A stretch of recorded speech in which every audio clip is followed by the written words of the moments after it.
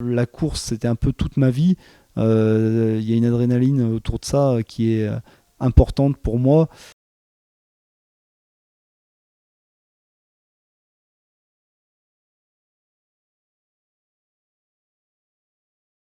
Le premier humain dont j'ai envie de te parler, parce que je t'ai vu faire des choses avec lui, de Superman et autres, c'est l'inévitable Serge Nuc. Comment tu l'as rencontré, Serge? Serge, je l'ai rencontré la première fois finalement où j'ai fait du rallye, c'était en 2007 au rallye du Beaujolais, puisque lui faisait encore à cette époque-là toute la saison de championnat de France des rallyes, il a décroché en tout 3 titres de champion de France des rallyes, et c'était son avant-dernière saison. Je ne le savais pas, mais voilà, donc je l'ai rencontré sur ce premier rallye. Il y a rien de spécial qui s'est passé. Je suis allé lui dire bonjour parce que c'est quelqu'un que je respectais énormément pour tout ce qu'il faisait, pour le côté un peu décalé finalement. Voilà. Après, en 2008, là, c'est là où vraiment on a eu des rapports on a été finalement plus proches. Pourquoi ? Parce qu'en 2008, à partir du troisième rallye, j'étais deuxième du championnat juste derrière lui. Et du coup, finalement, on partait l'un derrière l'autre. Il partait juste devant moi. Je partais 30 secondes ou une minute derrière lui. Et donc, on roulait en liaison ensemble. Et il m'a appris beaucoup, beaucoup de choses. Quel est le pilote qui t'a le plus fait rêver ou inspiré? Ouais, le pilote, en tout cas en rallye, c'est vraiment Serge.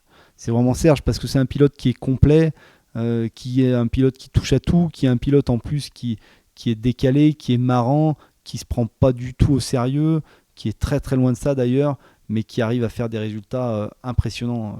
Donc non, c'est vraiment quelqu'un pour qui j'ai beaucoup de respect et beaucoup d'estime et qui m'a appris aussi finalement beaucoup de choses. Ton plus gros souvenir de déconnade avec Serge, allez balance un peu. Parce qu'il doit y en avoir, hein. Moi je vous ai vu partir en Superman, je vous ai vu aussi ouvrir un rallye à 125 avec une célèbre histoire d'une trace de frein dans un virage où il t'a fait croire qu'il s'était sorti. Ouais, vous voyez là, ça évoque des choses, hein, pour Julien.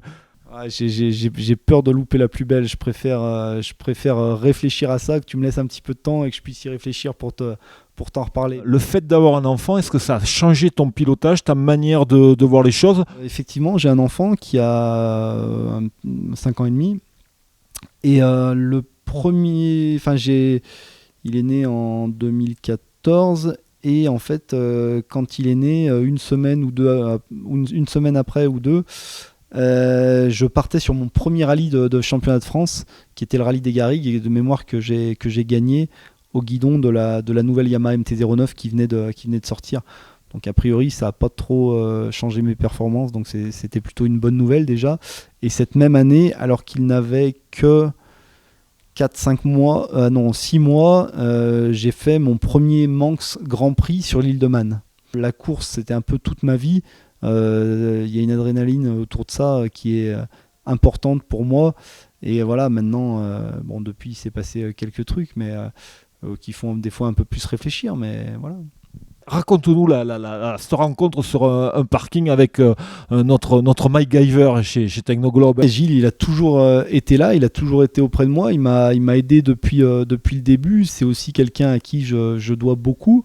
Parce que il y a eu effectivement 5 titres depuis et il a été là sur toutes les courses et il a été là pour tous les titres, mais que ce soit sur des rallyes dans les bons comme dans les mauvais moments, il a finalement tout partagé avec moi. C'est 10 saisons, non, j'ai dû en faire 7 ou 8 réellement, parce qu'il y a des années où j'ai pas roulé, mais il a toujours été là et c'est quelqu'un qui m'a beaucoup apporté et qui a beaucoup compté aussi pour moi.